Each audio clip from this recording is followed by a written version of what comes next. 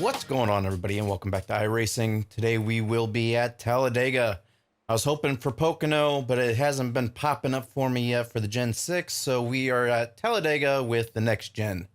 I was trying to record the last race, but some moron decided to not check up on the pace lap and hit me from the behind and turned me into the wall.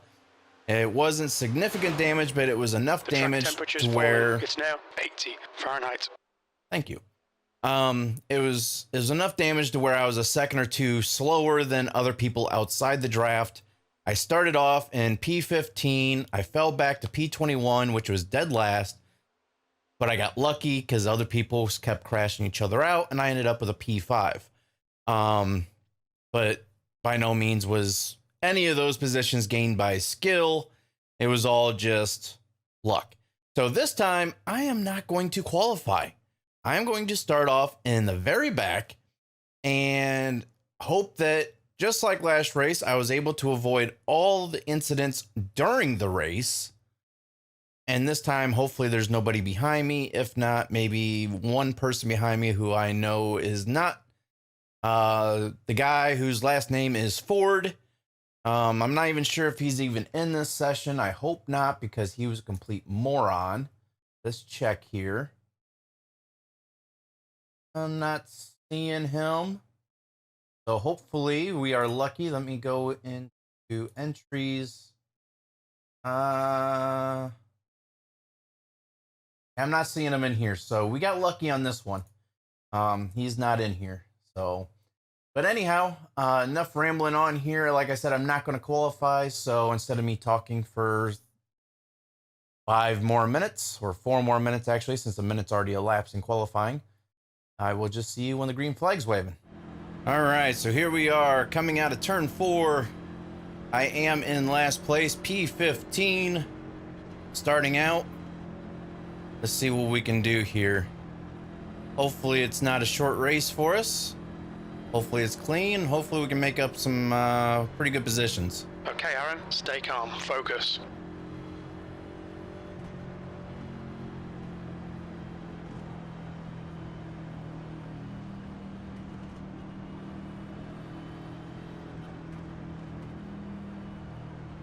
Go, go, go.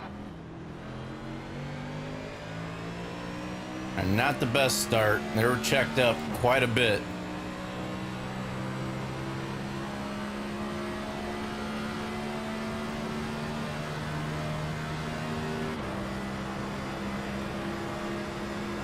That's all right. I'm sure there's going to be some wrecks up here. Got to be watchful. Car high. He's still there.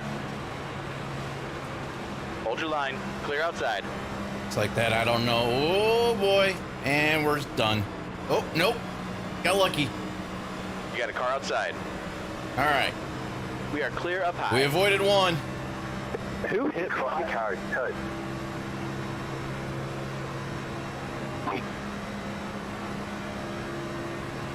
Now let's see if we can get back up towards the leaders.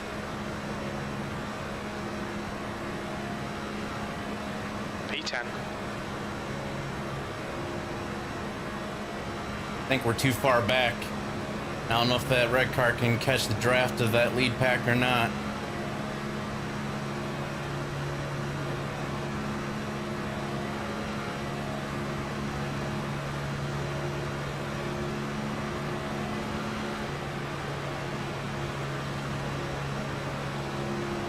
Now, those leaders are gone. Our only hope is they wreck out.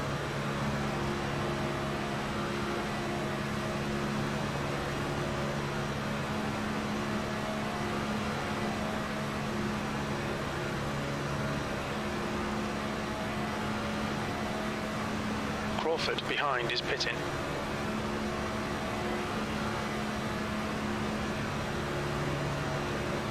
But you never know. Let's see what we can do. They might be checking up, slinking back and forth, so caterpillar effect might help us out. Crawford is now in the lead. Oh, there goes another one.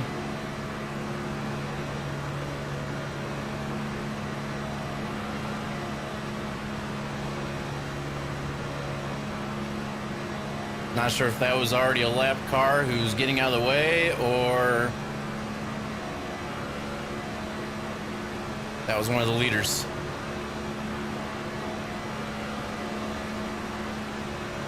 P9. That's the fastest lap of Nope, the race. that was one of the Time leaders. 49.5. The car ahead has just done a 49.6.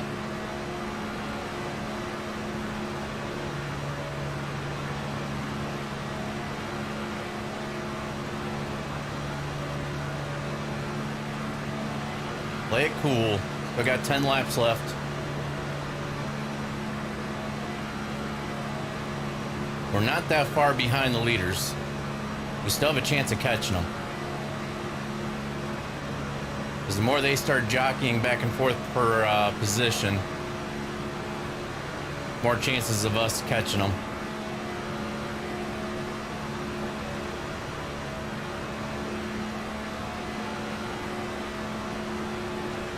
Your last lap time was a 49.5.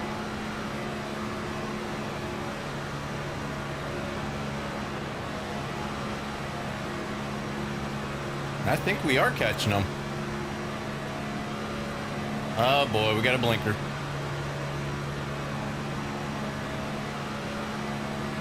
Not that often, but he's a blinking.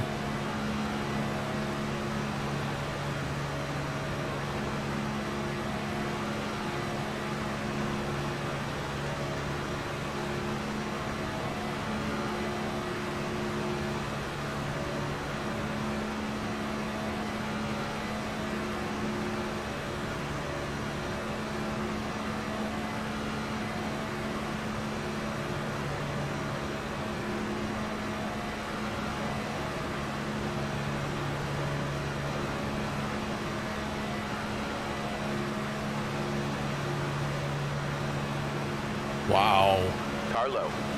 that was a messed up move. Still there. He's still there. Hold that line. Hold your line. He's still there.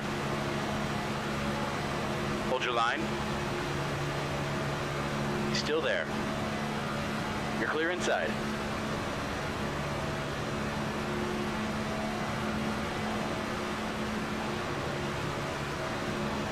All right, 7th position. ain't another 2 spots. Up to P7. Now I gotta worry about getting turned.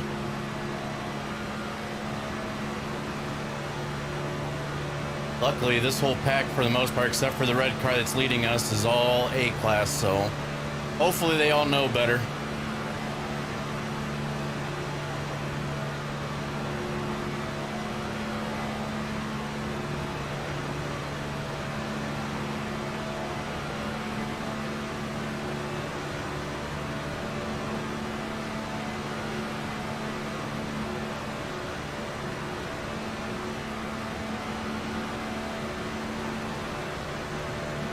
Matching race pace. New fastest lap for Dean, 48.8. And the Caterpillar effect is now beginning. Car outside. You're clear outside. You got a car on the high side. Hold your line. Still there. He's still there. Outside's clear. Car outside. Hold your line. You're clear on the high side.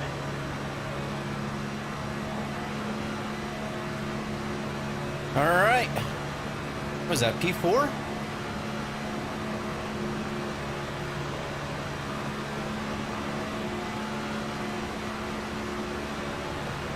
Okay, Aaron, you're I have halfway a home. bad Got plenty feeling. of fuel. P4.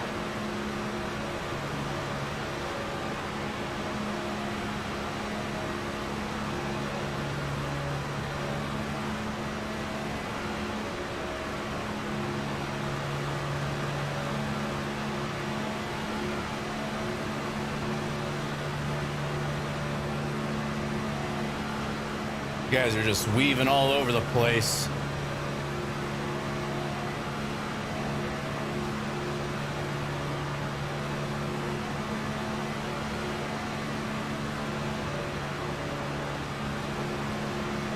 Oh boy.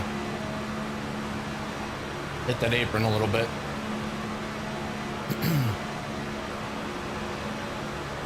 The 6 car is just all over the place. I don't know. Sometimes I think I can get him on the inside, but then he just swerves right back down again.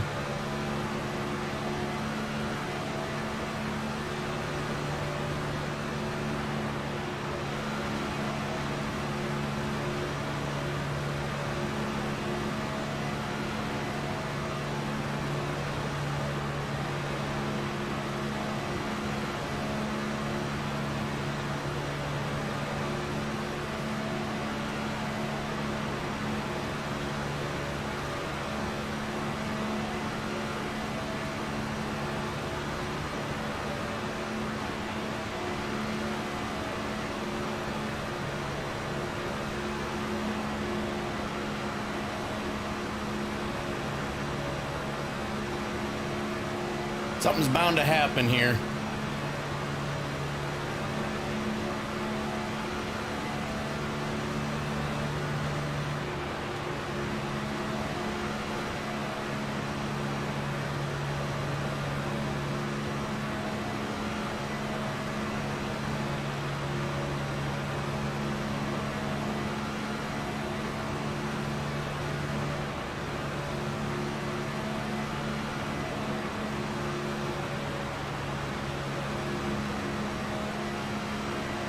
These two are going to get into it. You've just done a 49.4. High side. And maybe not. He's still there. Your outside is clear.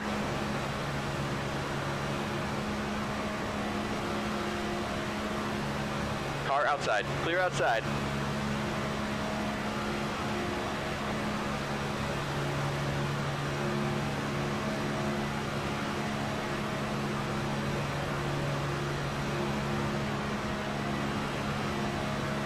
Sorry, I'm not talking very much.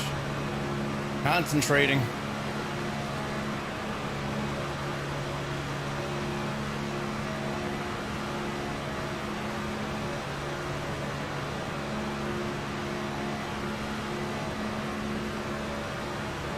P3.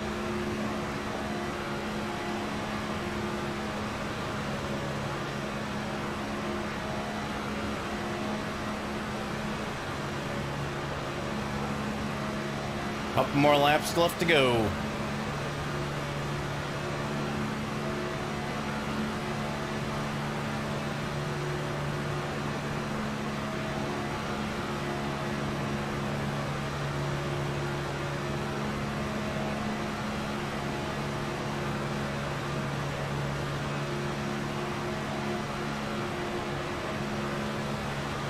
Car high.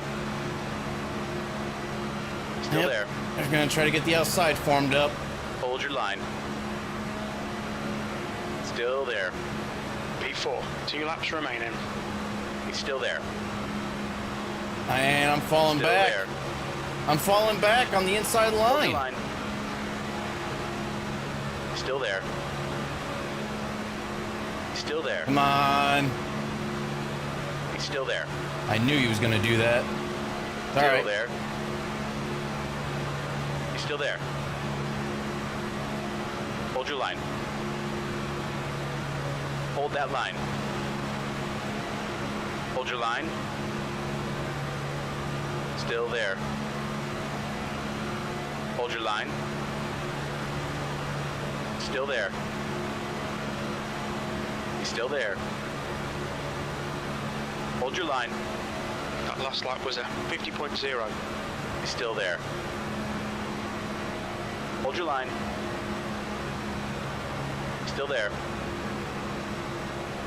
Hold your line. He's still there. Hold your line. Clear outside. Back to P3, but those leaders, that outside line was side drafting off of me.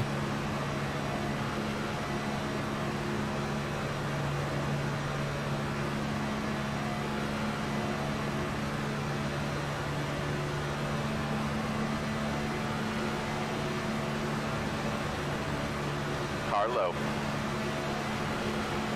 Still there. Clear on the inside. Well done. I think we just got a P2. I think we just scraped out a P2 finish. I'm gonna give myself a partial when they're pushing the OE to the lead on lap 4.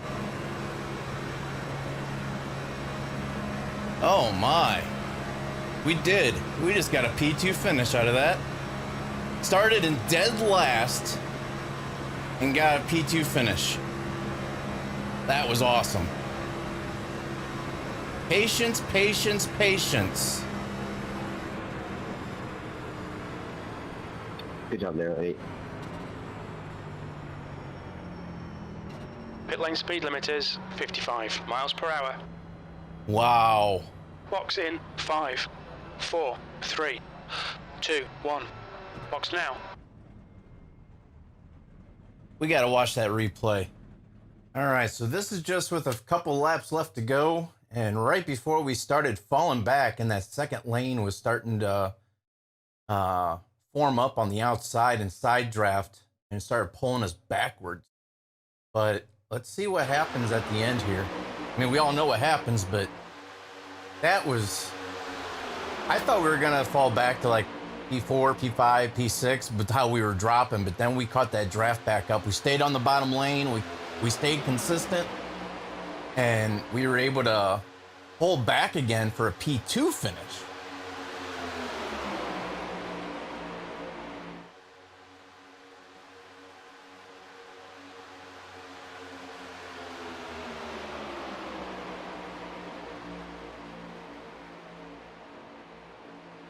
What I kept trying to do was try to drift up the track a little bit to push them up the track and then get right back down again. He was side drafting, so I tried to push him up the track and then get back down, which kind of helped break that side draft a little bit.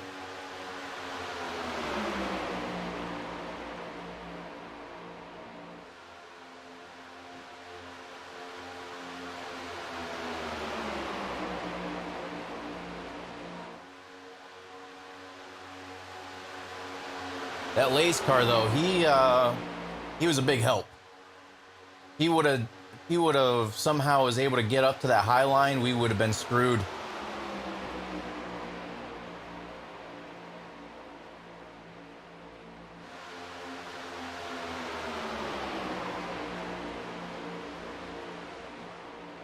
But once that guy in the top lane, once he started falling back again, I knew we were good. Once we had that draft off the leaders again. That's why I kind of drifted back up down the back straightaway, pushed him up the track a little bit more, and then dropped right back down, relying on that guy behind me pushing.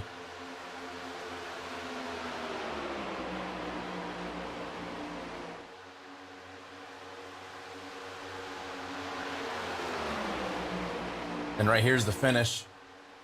Caught that draft, and if that Lays car would have kept us out to dry, we would have fallen back again. Right there was the finish. That was one heck of a race. There is one incident, though, right towards the beginning of that wreck. I want to see how close that was.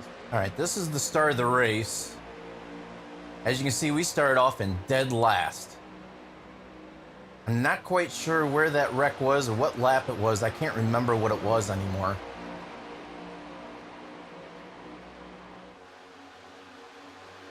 We'll take a look here. I knew it wasn't going to take long for at least one wreck to happen, because the nerves and jitterness and stuff like that was there at the beginning of the race. It takes a while for races like this where your nerves kind of finally start settling down a little bit until the very end when things start popping back off again. Right there's the wreck. So it wasn't as close as I thought it was, but at the same time, I mean, when it was happening, you're just like, okay, where are they going to go? Go to Chase. See here, it hasn't happened yet. There it goes. I even stayed on the track for that. But the thing is, we checked up so much, it took us away from the leaders. It took us forever to catch back up. But we stayed in it, we stayed persistent, and we were able to catch back up to the leaders. I mean, it was just a matter of working together, and that's what you need to do with these tracks. It doesn't matter who they are, you know, what brand, model, car they drive, or what sponsorship or whatever. When you're behind like this, you have to work together if you're wanting to catch back up to the leaders, and that's what happened. We stayed consistent with our line. We stayed hooked up to each other while the lead pack was jockeying back and forth for position, trying to make things happen when they probably should have just waited and just let it happen, almost like how we did. We didn't really force any passes. Actually, we didn't force any passes at all. It's just we stayed consistent with what we needed to do, and it just happened. It just naturally happened for us to get back up towards the front, passing all these other cars, and we just made it happen. So, but we're gonna speed up until we catch the lead pack again. All right, so we are 4 laps ahead of where we were just at, and this is when we were actually catching up to the leaders. So it only took us 4 laps to actually gain the ground back up on the leaders again. And here you know that red car up there has the draft, and it was just helping us propel towards the front.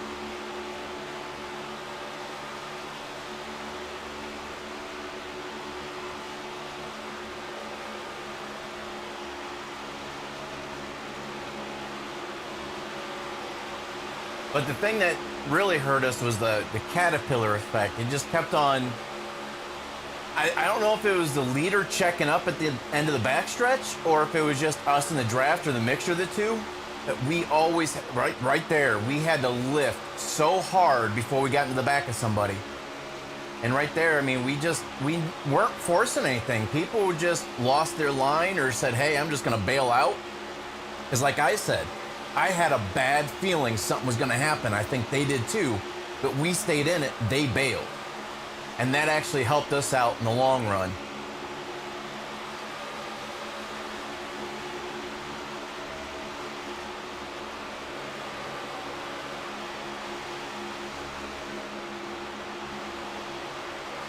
So, but anyhow,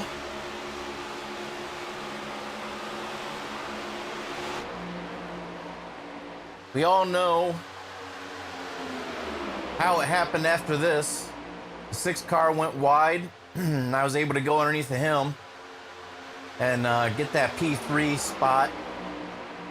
Then we just rode around in P3 for a few laps, and then we started dropping back a little bit when that second line formed up, side drafted off of us, and then just with us being able to kind of nudge them, not really nudge them. We never made contact with anybody that whole race, which was good. We were able to just kind of push them up the track a little bit, get that separation, get back in the draft, and take back off again.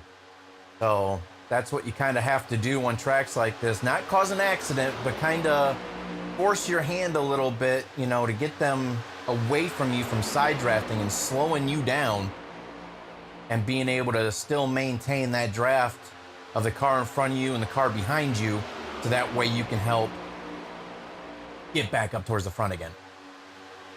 That 6th car was just, I didn't know how to follow him. He was just all over the place, which was making me go all over the place. And there was times I was wanting to go underneath, but I just knew it was going to be a bad idea if I tried to force it. He left enough room at times, like right there, but I knew as soon as I get my bumper down there, he was going to cut down, and it would have wiped him out along with people behind us or all of us. And I didn't want to have that happen. I just played it safe, smart, and just stayed racy.